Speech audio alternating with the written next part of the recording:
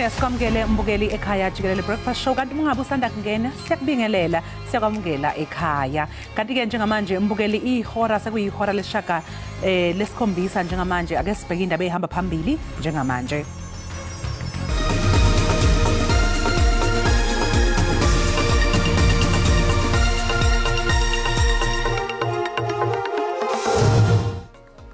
Ikhabinethi likazwelonke lisemukele ngezandla ezifudumele isinyathelo sokusebenzisana neMozambique. Iparlamente aleneme ngokugxekwa inhloko yamajaji uJustice Raymond Zondo ngokungathathi inyathelo ngeincomo zakhe zokuqhwagwa kwamandla ombuso.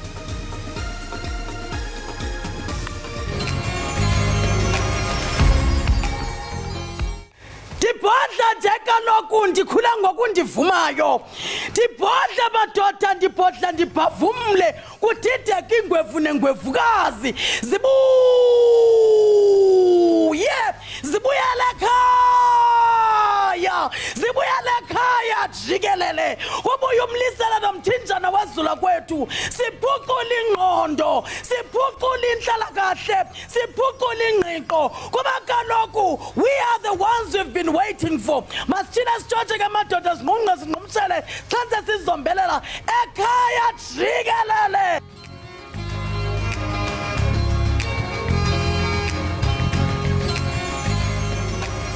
Ikhabinethi isemukele isivumelwano esiqinisekisa ukuthi iMozambique ihlinzeka iNingizimu Afrika ngamandla ogesi angu-1000 megawatts ezinyangeni ezintathu ezizayo uma sekucikicwe isivumelwano sokuthengiselana ngamandla ogesi.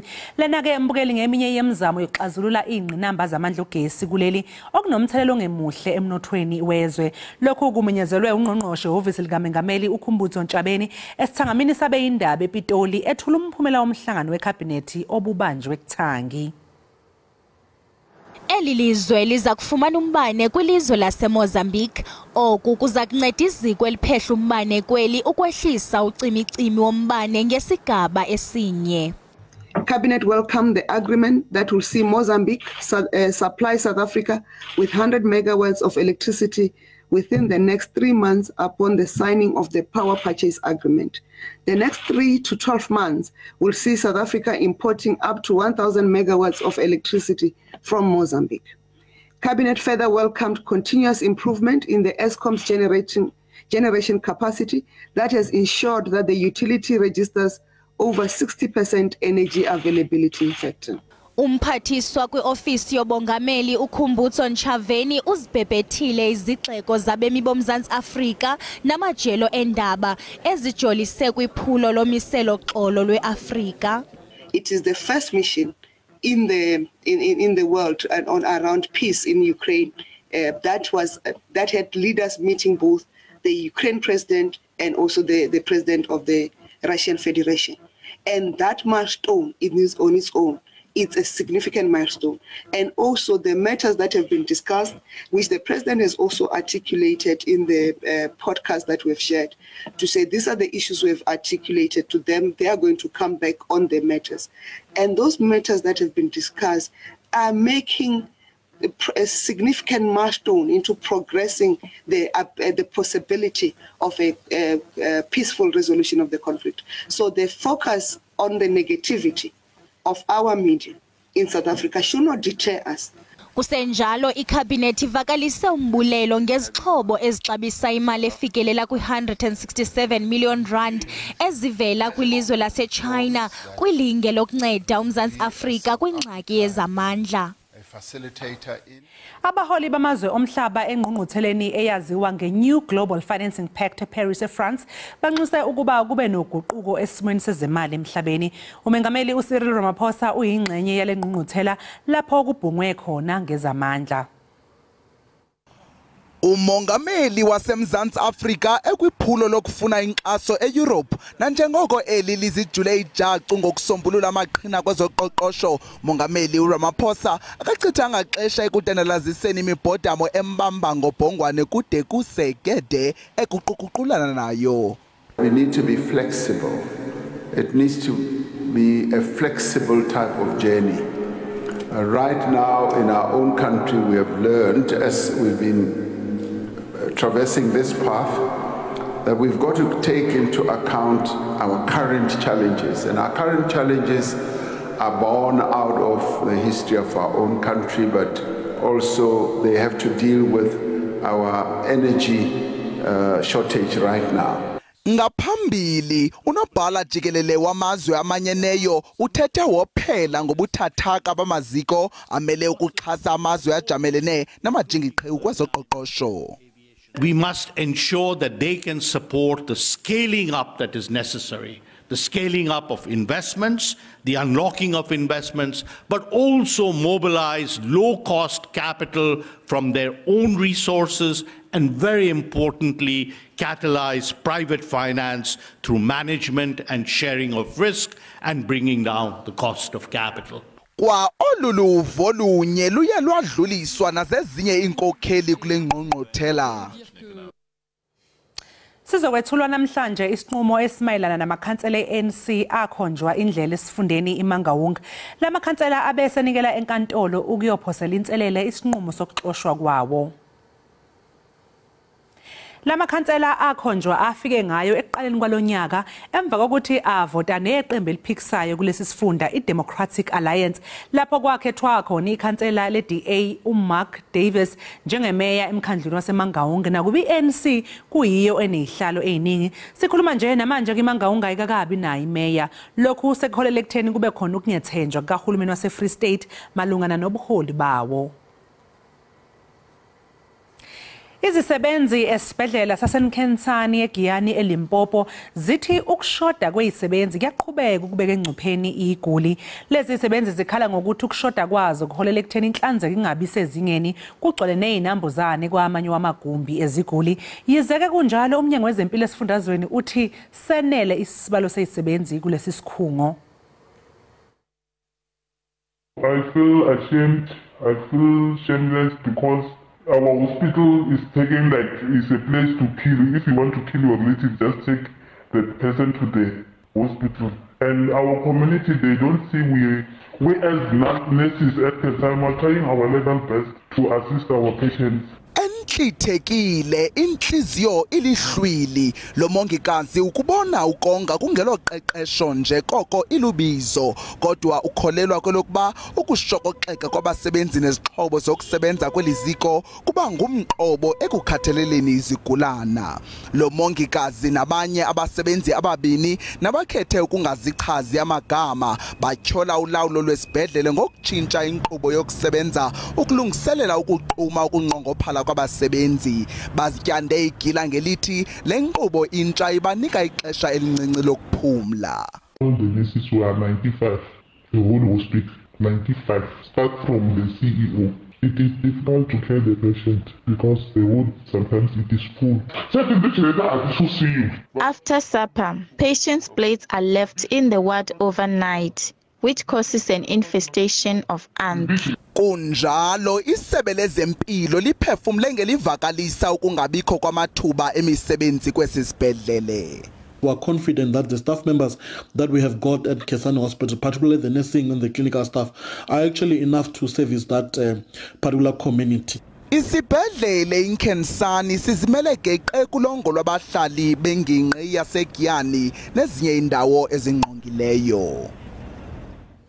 Sikubuzela ke mbukeli einkundleni zethu zokuxhumana ukuthi ingabe yini eyenza ukuthi iningi labantu libe manqinqanqi ukugomela iCovid-19 njengoba umnyango wezempilo unokukhathazeka malungana nemigomo yokunqanda iCovid-19 emoshekayo ngenxa yesibalo esincane sokugoma kwabantu nakuba loluphi ubhane lungakapheli nya. Niphendule nathi ke ku WhatsApp. iCovid-19 imsasaze masibe siyekani kancane ngoyisalele enithi xa ivuka ngoku belapho nathi siqala khona siyayigomela fast ke ngoku singavusi into ezileleyo siyojikeza isixaka masezivukile ukuthi ke abantu bangasukumi bayogoma ukuthi akusakhulunywa ke ngeCovid asezwa nezibalo zabahaqekile kwamina nje ngagoma kodwa ngiyathuka mangizwe ukuthi iCovid kanti sekhona hayi ngithuka kakhulu impela abantu babe manqikancika mayelana nalomgomo weCovid ngoba lo mgomo lo uyababulala abantu futhi abantu abaningi bashona ngenxa yalo mgomo abanye babeza amapheni ngaleso sikhathi so nje ngeke nje abantu ukuthi futhi bangafosi ukuthi bagome ngenkani because zonke lo mgomo lo awulungile abangafoswa ngabantu lo mgomo lo uyabulala futhi nje uyagulisa. Izinto ezithethekayo malunga nesisigonyo sale COVID senza abantu babe madolwanzima uyokugonya. Zininzi into ezithethekayo ezingekhoyo nezingenanyani ziyoyikisa ke zonto ebantwini yilonto abantu bengagonyi nje. Mbukeli baphawulile ke nababukeli lapha ya ku Facebook. Ushezi Petros Sibongiseni uthi abayilahle lemgomo abantu ababegomile kuyimanje basagula yiyona lemgomo abayisebenzise ukugoma bonke abakhabhinethi lika Ramaphosa bagome nemndeni yabo yonke bangadlalelana kuthina ngoba sikaze sifune vele ukugoma kwasekuqaleni.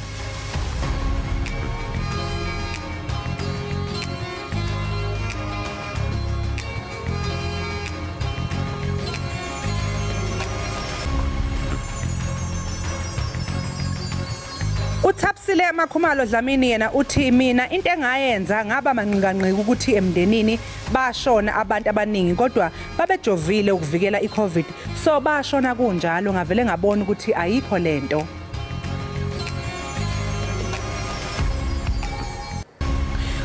Mafi Phungula uthi yena mina ngangifisa ukugoma but ngabona umuntu engimjwayele evelwa yezinye izinto emva kokuba egomele iCovid so nje ngiyacela ngiyasaba.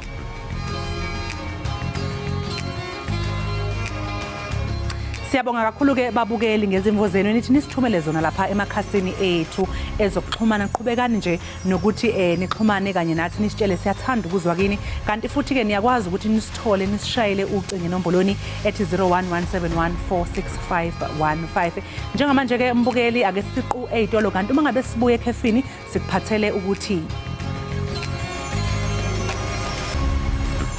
Africa sipumbe, Africa sipumbe, Africa sipumbe, Africa.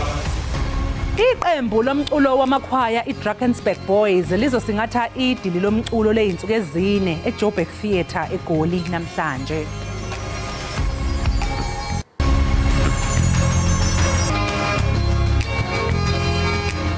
Asikomkele futhi mbukeli ekhaya Jikelele.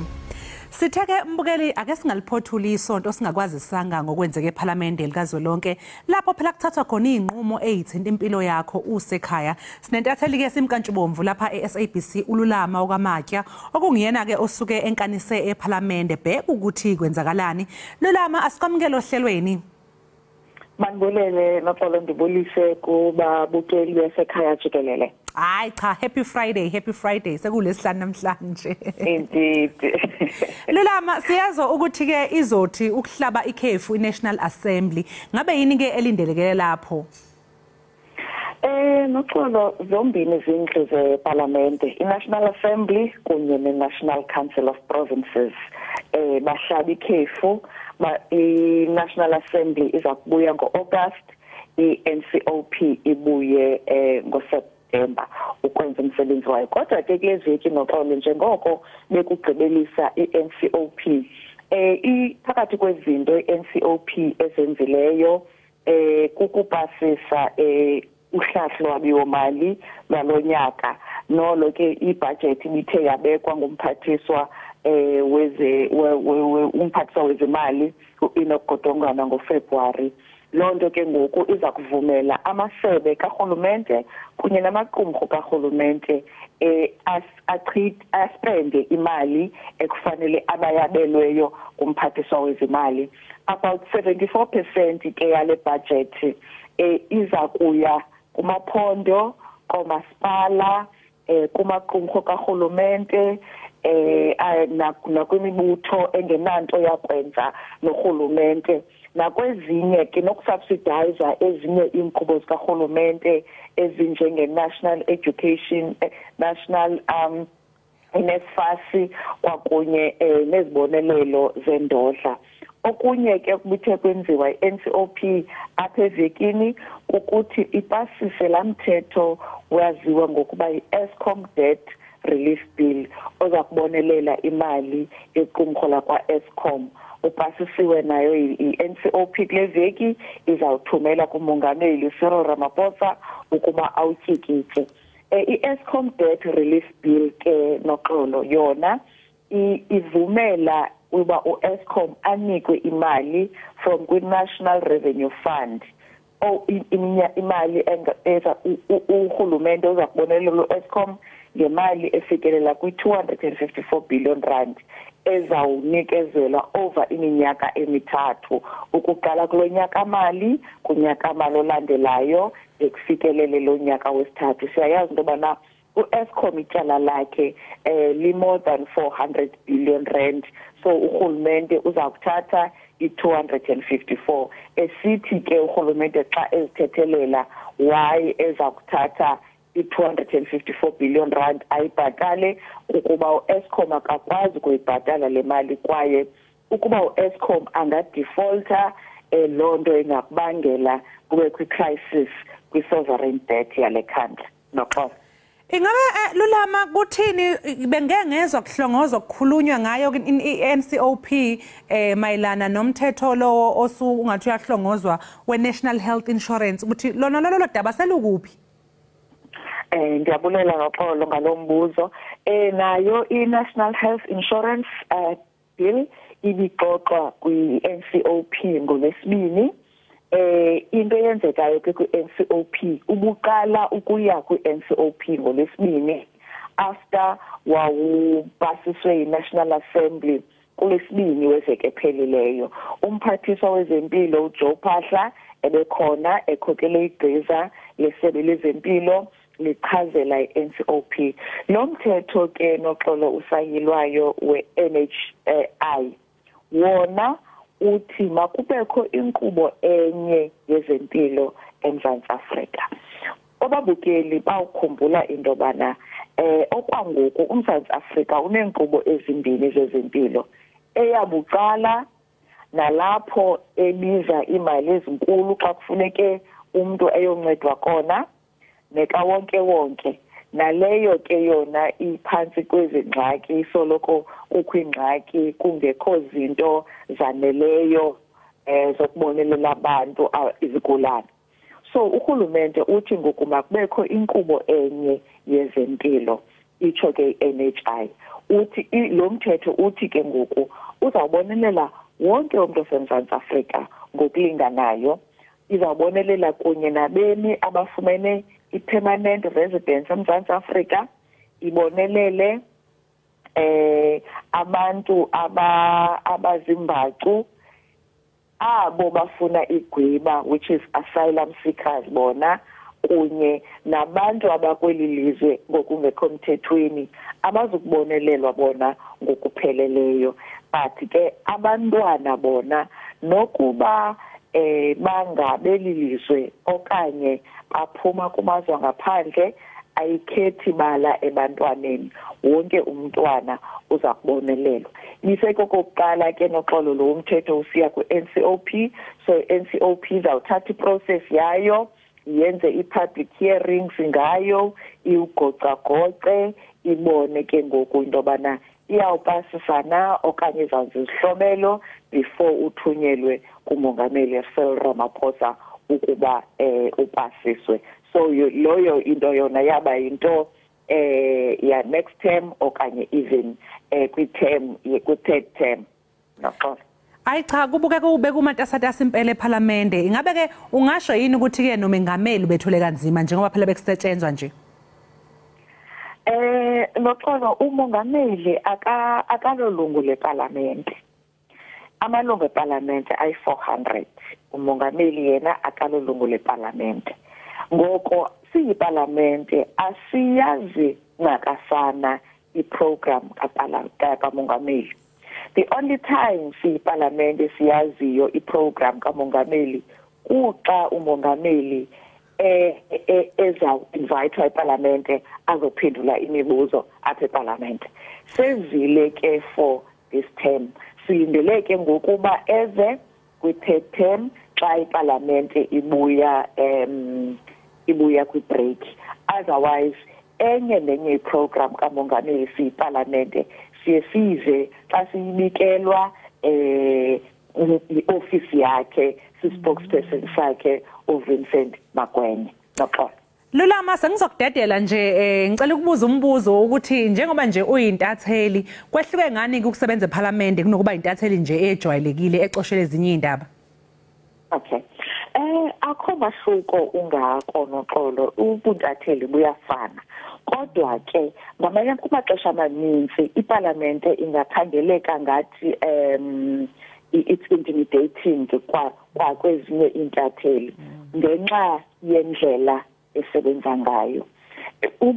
Thina akuba siseParliament thina isikakhulu sijongene nemithetho eyilwayo. Sijonga kwaye siphinde sazi ne-rules imithetho elawula iParliament. So kumaxesha amaninzi thina sijongene nezinto zinjalo asijongenanga no-general news. Umzekelo mhlawumbe u-general news sithi asifani nevantatheli sithi xa kukho i-floods apha eKapa sihambe siye khona siyokhavarisha i-floods. Xa kukho imililo apha eKapa sihambe siyojonga siyokwenza imililo. Xa kukho ingozi apha eKapa sihambe siyokwenza ezo ngozi. The only time isikakhulu thina esiyayo kuzo kuxa uhamba amalungu eParliament for oversight. Umzekelo esiya uba umzekelo anoya kwezindawo zezi-floods i-oversight singabakhapha ngolo hlobo. So sohluke ngolo hlobo thina kuba sijongene thina nomsebenzi onzima okuyazi into yobana imithetho yeli lizwe ithini na, inkqubo yeParliament ithini na. Xa kupasiswa imithetho yeli lizwe yeyiphi i-process iParliament eyihambayo ukuze ipasise lo mithetho. Nokuyazi into yobana eminye imithetho yeli lizwe noxolo ijongwa yi-National Assembly kuphela, ayiyi kwi-NCOP, kanti eminye imithetho iya kwi-National Assembly kwakunye ne-NCOP. So yeyiphi lo mithetho ekufuneke ingayanga kwezindlu zombini, yeyiphi ekufuneke iye kuyo.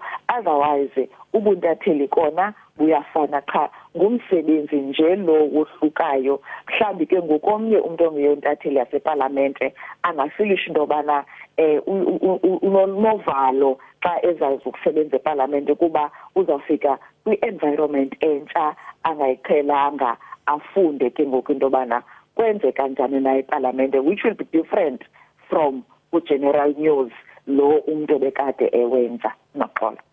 Hayi sibonga kakhulu ke Lulama ngesikhathi sakho. Lowo ke mbukeli bekululama Matya oyintatheli yethu esibikela ngokwenzeka eParliament usuku nosuku. Iyona ntatheli ke yethu kuphela siyithembile lembukeli ngoba izwa kuqala uma ngabe kukhona okwenzeka eParliament bese iyasibikela. Ungaboma ngalake uma ngabe ubona ukuthi SABC ihamba phambili ngeyithinta iParliament kusuka kunguye Lulama Matya.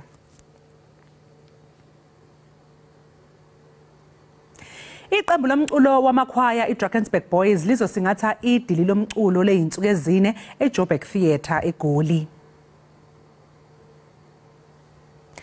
Leli qembu lamakhwaya lesikole sabafana eDrakensberg lihlonishwa umhlaba wonke kanti uma ngabe lidlala kube khona ubuciko kanye nongqambothi lomculo akagcinike lapho naseyifundweni amalungu aleli qembu aphumelela ngamalengiso. Inhloso yalesi sikole uqinisekisa ukuthi laba bafana bakhula babe ngamadoda aqotho kusasa. Sibumbe Afrika, sibumbe Afrika, sibumbe Afrika, sibumbe Afrika, sibumbe Afrika, sibumbe Afrika, sibumbe Afrika, sibumbe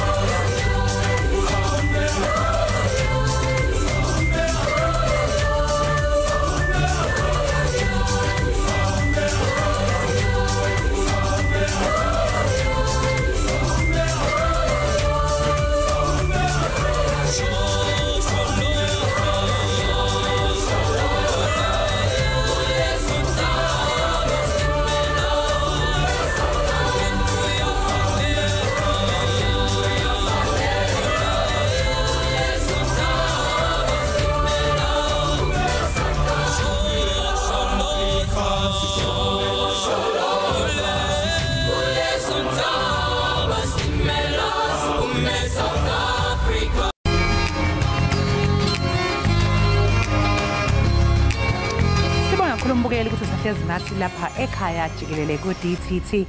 Kanti ke mangabe singena kwezemidlalo umengameli weCAF uPatrice Motsepe uhambele ingqungquthela ye5 Pro Africa eGaborone eBotswana. uMotsepe ubehambisana namanye amalungu ekomiti lesigungu esiphezulu seCAF kanye nomengameli wenhlangano yebhola eBotswana uMaklena Litwiti. Kule ngqungquthela uMotsepe uvumelene namalungu e5 Pro Africa ekusebenzeni ngokubambisana nezinhlangano ezengamele ibhola emazweni ahlukene. Umengameli weCAF uphinde wahlanganisa amakhanda nomengameli we5 Pro uDavid Aganzo nabambisene nabo. Phezulu kwalokho uphinde waba nomhlangano ke nongqongqoshe obhekele intsha, ubulili, imidlalo namasiko khona eBotswana. All of us agree that it is about the players. It is about the football players on the African continent. It's also about the football players worldwide who have given us so much joy, so much joy. We have to pay the players as much money as possible, compete, because a football career is very short. You've got to make as much money as possible whilst you play football. Save some of the money because you are not going to play football for the rest of your life. There are too many players who are our heroes and walk around today without income, without reasonable living conditions.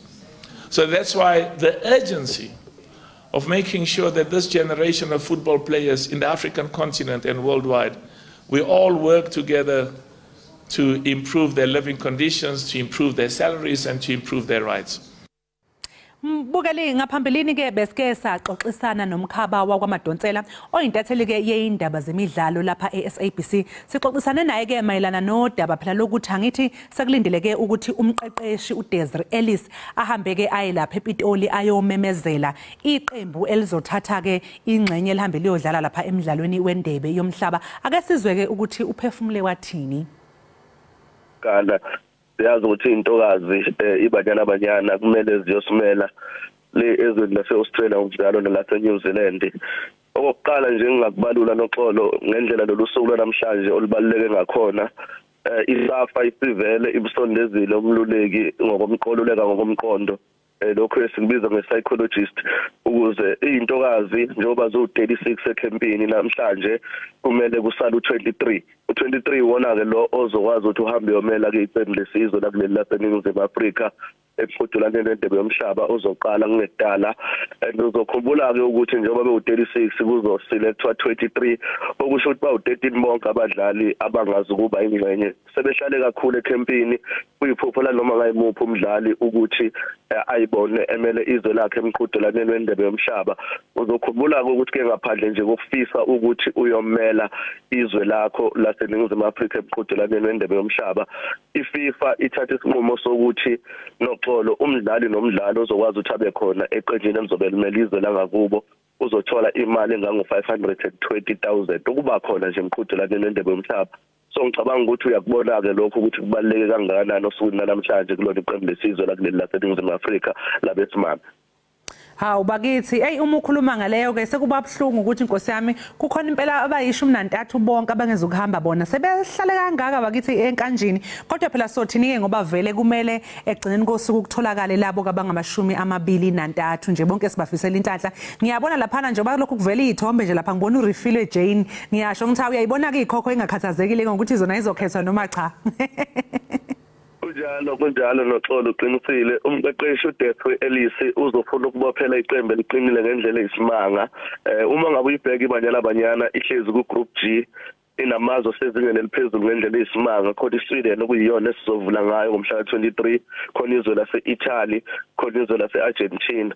Ake singene kulona ngqo iqembu nje obusuvele washo ukuthi ke khona abadlali abafana njengoRefile Jane abavele nje abangenaso istress. Ukapteni lo siyazi ukuthi ke unesipilo ngendlela esimanga njengoba ngomunye wabadlali abazenze phesheya kwelwandle. Uma ngabe ngibuka ngicabanga ukuthi bonke abadlali abazenze phesheya engingabala kubo uNokoma Hlow isipiliyoni sakhe siyasidinga emumva udlala eSpain eqenjini leSDA bakhona abadlali abafana naye uRefile Jane odlala ke uSassuolo. Ikhona ke intokazi uLidabuhlalo futhi engingabazi naye ukuthi angeke angabikho eqenjini udlala kuGlasgow City. Khona futhi ke intokazi embili ke lapha phambili uHilda Ekhaya benoThembi Khahlane izeke nayo uThembi Khahlane kwathola ukulimala isikhathi eside kodwa sibonile ngempela sonto edlule eqenjini lakhe Racing Louisville ukwazile ulivalela phakathi igoli uHildabo Ekhaya ke vele ke isona striker sethu esisibheke kakhulu kumqhudelano wendebe yomhlaba naye odlala ke phesheya kwelwandle nabo ke bakhona futhi abazinze khona kuleli laseNingizimu Afrika abadlala kwiHollywoodBet Super League singabala kubo onozinto uAndile Dlamini ovimba ngoMelody Sundowns angingabazi ukuthi na kanjani kuzomela sihambe naye zikhona ke intokazi lapha yana efana nayo lapho lona Themba Mhlongo esibabhekile ukuthi ke bazosilekelela emuva bamanani mbane weMamelodi Sundowns isipiloni sakhe sihle kakhulu ngicabanga ukuthi iqembu esizoba nalo noxolo luzoqina kakhulu ngendlela ke efanele sekuyoshiyana kona ukwenza ukuthi izinga nezinga lingakanani uma ngabe sesifikile kona umqhudelano wendebe yomhlaba. Mbukeli okamanje ke sithi nje kequnga seyitolo sophinde sibuye futhi emva komzuzwana.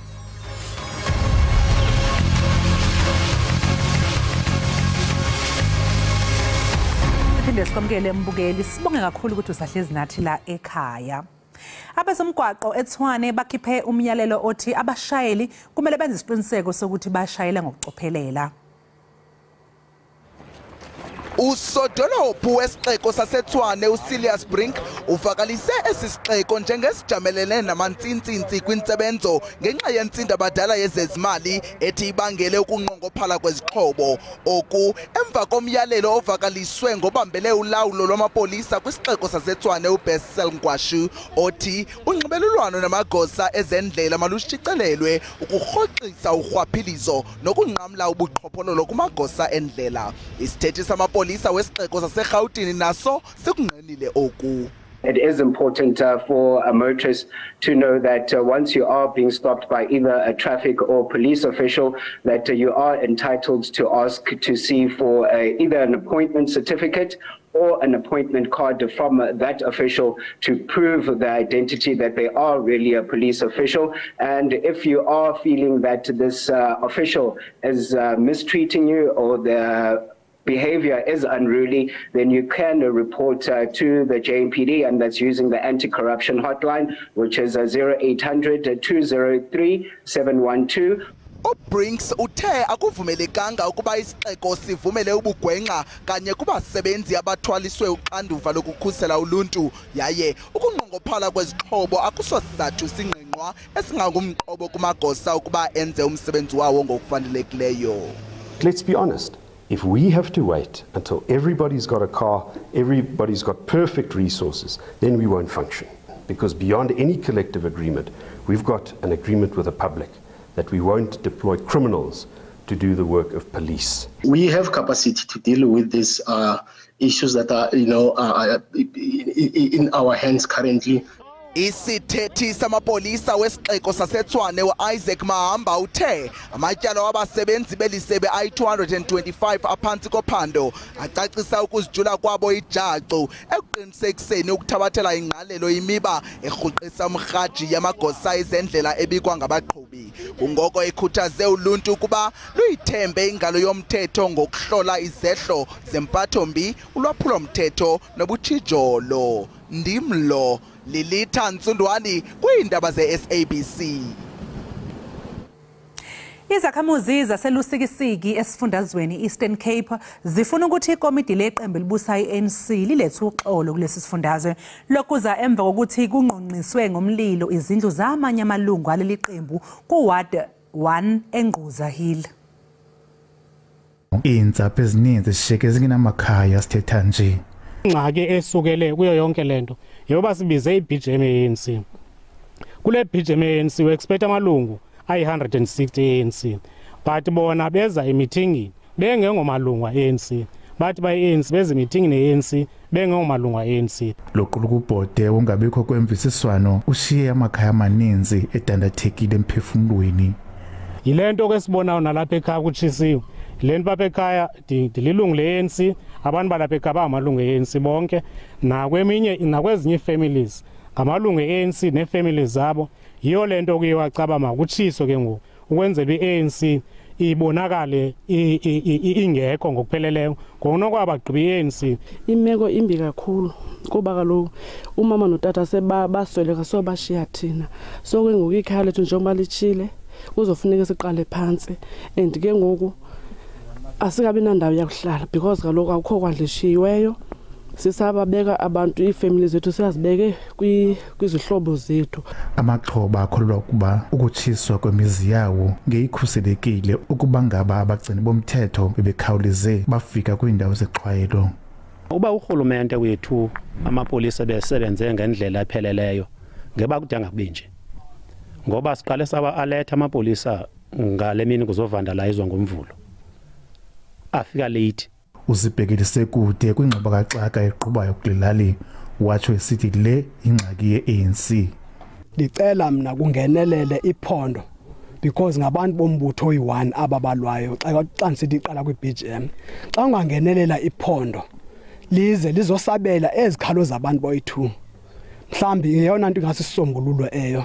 Abo batyholwa ngokuba baxhasa uceba ngomthuzimele bathi bangamalungu asekuhlaleni yaye bangamalungu e-ANC. Ingxoxo kaxaka iqale emveni kokuba bethintelwe ukuba babe yinxalenye yendibano ye-BGM ye-ANC. Ude kube nje ngoku utshe imizi yabantu ngenxa basazenyulelo wethu uceba.